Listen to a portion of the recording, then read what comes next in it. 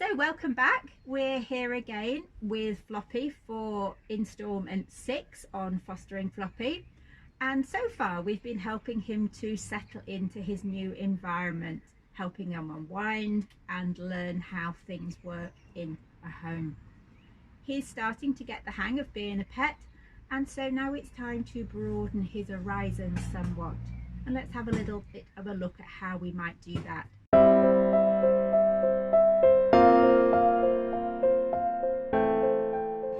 So if we're faced with a situation we're not prepared for, we can easily get totally overwhelmed and forget that everything we thought we knew was right.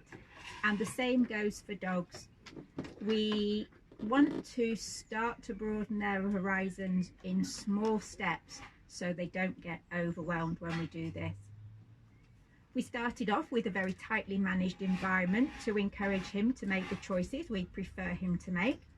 So we have room dividers and baby gates and airers to block his view and to keep him under control, because he just got way too excited with all the stuff in the front room and just dashed in there and weed whenever he had the opportunity.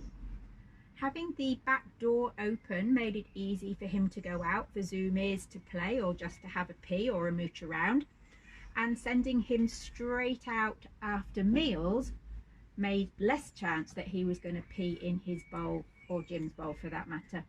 So now we can start to give him more options and see if he can still make those good choices. So at meal times he couldn't initially be in the kitchen when the dog meals were being prepared or when human food was being prepared, and he is now able to stand alongside me when I put the food out and just sniff rather than try to climb on the worktop. So we have definite progress in that department.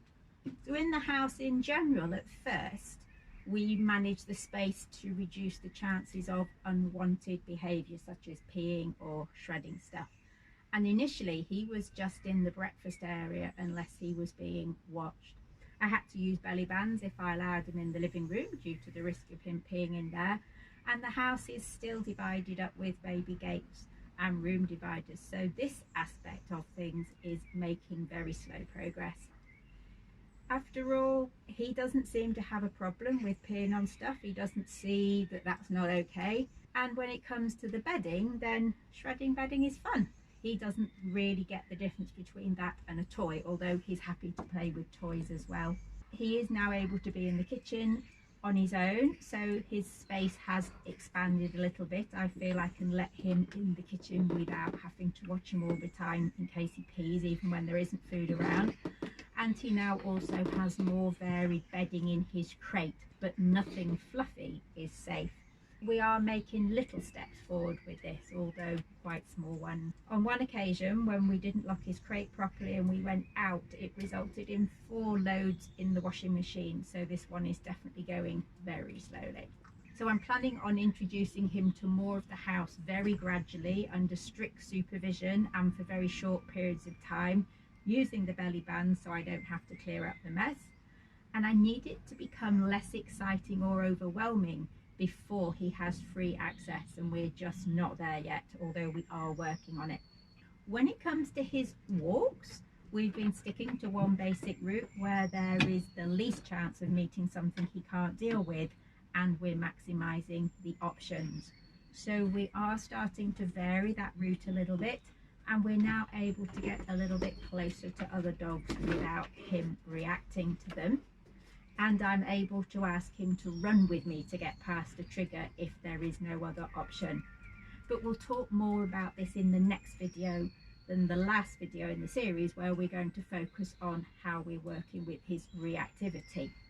So we'll be back again soon. That's all for today. Bye for now.